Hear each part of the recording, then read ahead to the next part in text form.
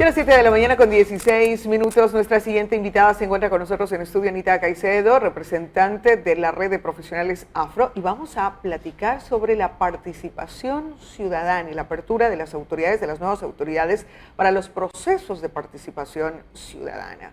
Y también, obviamente, sobre la población afro, qué tan incluidos se sienten, a propósito de que existe bastante política pública avanzada, pero en el territorio que tanto se acogen y que tanto se respeta esta política pública. Anita, muy buenos días, bienvenida, gracias por acompañarnos. No, gracias a ustedes por la invitación, saludar a las y los santodomingueños. Para mí es un gusto estar aquí, poder hablar de esa lucha constante que llevamos día a día como representante del pueblo afrodescendiente. Hablemos en primer momento de participación ciudadana en general. Existe un marco jurídico en el Ecuador, el quinto poder del Estado es la participación ciudadana, pero a veces parece que se escucha muy bonito en el discurso, pero qué tan práctico en la realidad. Esa es la parte que nos preocupa como actores sociales. Si bien es cierto, el Ecuador y la participación ciudadana como tal vive momentos y momentos. Y este es un momento donde la visibilización de quienes formamos parte de los distintos organizaciones sociales no somos copartícipes. Una política discursiva que aplica en cuanto a la realidad del país, y en este momento no es lo prioritario la participación ciudadana como tal. Claro, una ley, un concepto ya puesto en práctica, como se lo dice, ¿no? El quinto poder, pero qué decisorio o qué aporta para que las nuevas generaciones, las organizaciones sociales y los representantes de las grandes minorías sean beneficiarios de estas políticas de Estado. Ahora, por un lado, cuando viene, hay que ver de dónde viene y de dónde nace. Así si viene del gobierno para abajo, es como una disposición. Es muy interesante. Pero más bien, cuando nace de la comunidad hacia arriba, cuando hacemos el análisis, decimos como que tiene mejores resultados. Bueno, qué bueno la intención de un gobierno en un momento determinado para generar este marco jurídico.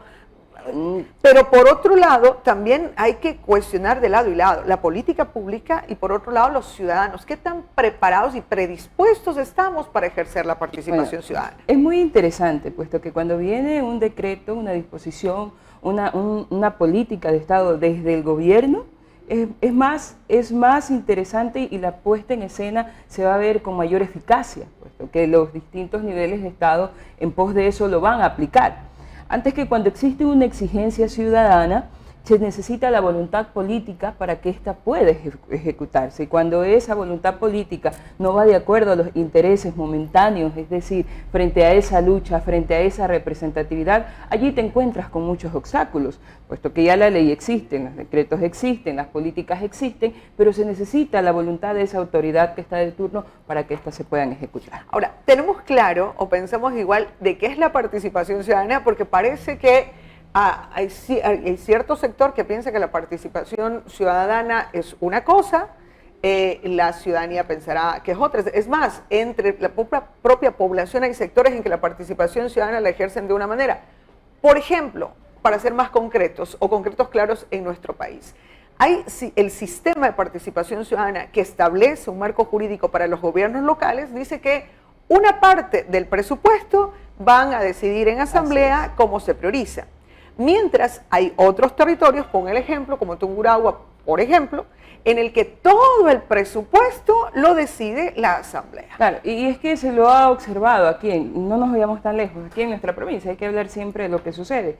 Se llama a los asambleístas territoriales, se llama a la ciudadanía, recordemos que tenemos el espacio de la silla vacía, que hay que cumplir todo un protocolo. Claro, el concepto de participación ciudadana, ¿cuánto le interesa al ciudadano común y corriente?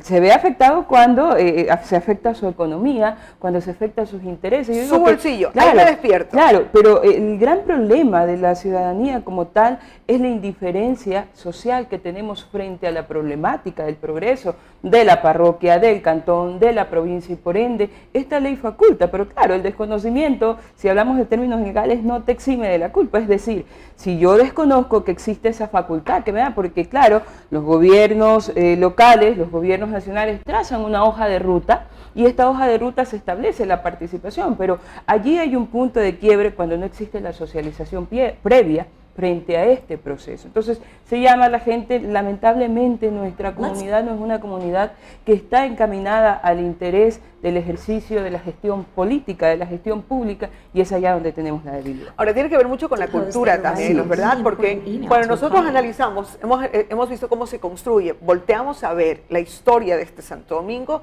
cómo nos construimos mucho con participación ciudadana.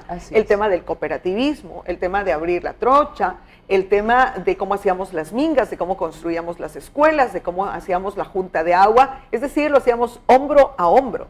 Pero cuando vamos ahora, y yo siempre suelo decir, un paro a nivel nacional, lo sienten, y en Santo Domingo la gente pasa como dedicada a lo suyo. Así es. Y esa es la gran debilidad, el gran problema que tenemos. Recordemos, en meses pasados teníamos el tema de los comerciantes, ¿no? Y yo expresaba mi preocupación porque yo decía, no podemos ser indiferentes frente a los problemas de los demás.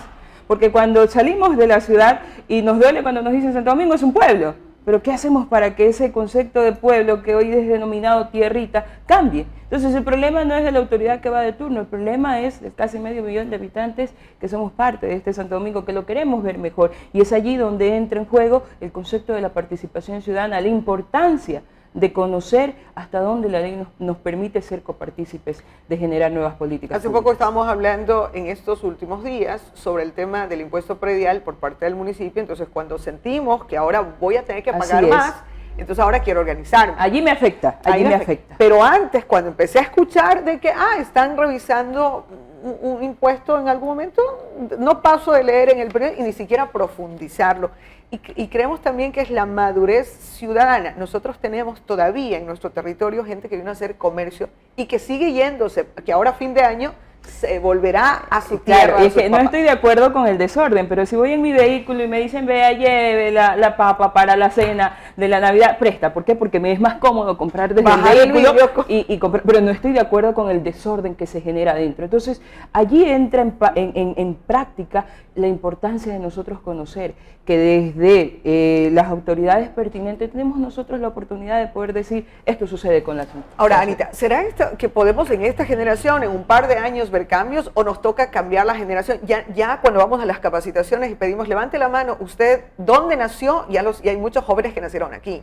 Pero cuando usted preguntaba eso, hace 5, 10, 15 años, ¿de dónde nació? Toda la gente, o la mayoría, en su mayoría, había nacido en otras ciudades.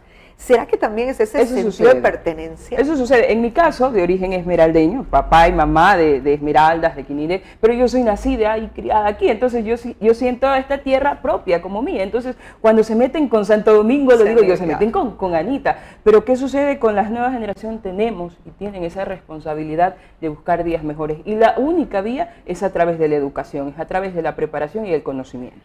Saltándonos el tema, porque bueno, ese tema de la participación es apasionante. Ahora, cuando hablamos de participación, vemos que posiblemente el marco jurídico, que hay responsabilidad, nos hace falta de lado y lado, desde las propias autoridades y su voluntad política, también de la ciudadanía. ¿Qué pasa con la comunidad afro? ¿Qué tan empoderados están y qué tan apertura se tiene por parte de las autoridades? La red de profesionales nace con ese concepto, ¿no? Cuando llegabas y tocabas la puerta te decían, necesito el perfil, porque se puso de moda el concepto de que había que ajustarse al perfil profesional para ser parte de X o Y institución. De allí nace la red de profesionales afrodescendientes de Santo Domingo, con la intención de tapar esa brecha de desigualdad que existía por esa falta de oportunidad. Pero de allí a que se ponga en práctica la inclusión, que esa es una palabrita que siempre discutimos casa adentro con los chicos, porque creo que tú incluyes lo que no está.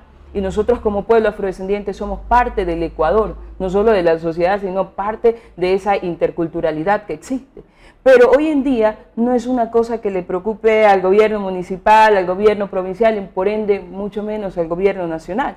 Y es allí donde decimos, al parecer sentimos un retroceso en los avances ya alcanzados. Porque si bien es cierto, venimos de un proceso de elecciones donde se pudo observar la presencia masiva de representantes de pueblos y nacionalidades. Muchas veces se decía, es que lo que ustedes quieren es llegar al poder para sentirse parte de... Claro, porque cuando tú vienes de un proceso de lucha social, tú sabes que una de las partes más importantes de poder cambiar esas políticas, de poder cambiar esa participación ciudadana para los pueblos y nacionalidades es a través del ejercicio público, ¿no? Entonces, hoy ya no han transcurrido 100 días, ya han transcurrido 8 meses, ya culminamos un año, y ¿qué es lo que ha pasado con la inclusión de los pueblos y nacionalidades en la provincia de Santo Domingo. Es lo que nos preocupa. No observamos la presencia, no sentimos la representatividad de la misma, pero al mismo tiempo ese no observar, al mismo tiempo esa no inclusión nos motiva a proponer, porque también se trata de eso, ¿no? No se trata de decir, bueno, la Constitución me faculta, la Constitución me permite y aquí estoy, tómame en cuenta. No, se trata también de decir, estas son las armas con las cuales nosotros contamos para poder cambiar los días para nuestra sociedad. ¿Qué tan empoderada está la comunidad afro? Bueno, nosotros somos, al igual que las distintas pueblos y nacionalidades, bueno, nosotros nos denominamos un pueblo por la amplitud del mismo. En Santo Domingo, según el último censo de población, somos 48.000, 25.000 en la Concordia y por ende el resto aquí en la provincia. Es una lucha constante, una lucha que no se acaba. Nuestra gente no cree en la política pública, puesto que solo se sienten o se ven utilizados cuando vienen los tiempos electorales.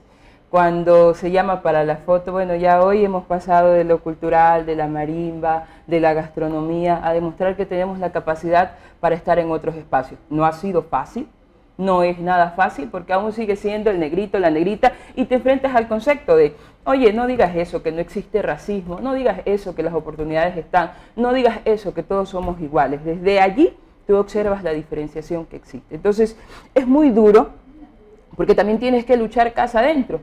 Cuando históricamente te encuentras con el padre, la madre que te dicen muchas de las veces no te van a dar la oportunidad por negro o por negra porque papá vino sufriendo ya ese nivel de desigualdad, porque mamá vino sufriendo ese nivel de desigualdad. Entonces a ti como líder, como joven, como mujer, como actora social, te toca luchar primero con esa barrera que es muy difícil y luego con la barrera más importante que tiene no solo el ser humano afrodescendiente, sino la humanidad, que es la preparación.